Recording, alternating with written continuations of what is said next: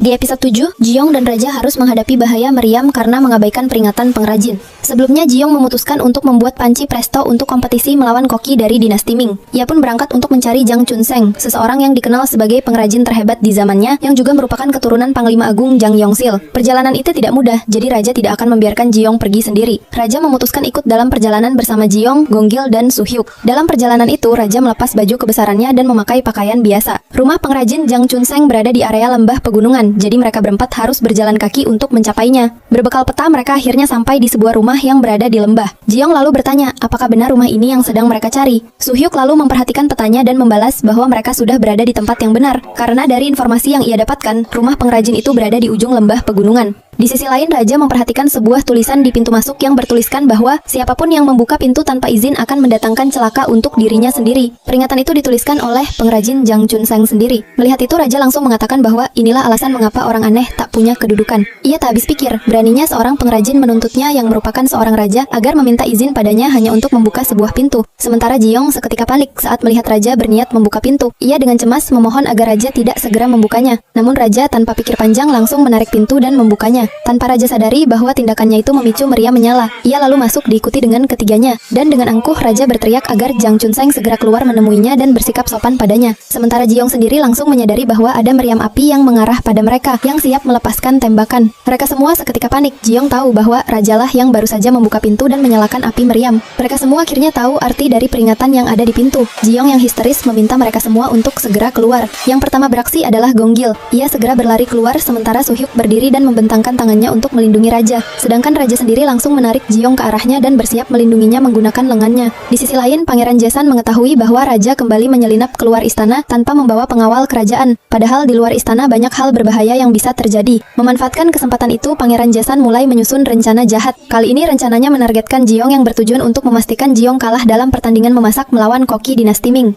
Apakah menurut kalian Raja berhasil melindungi Ji-young dari bahaya?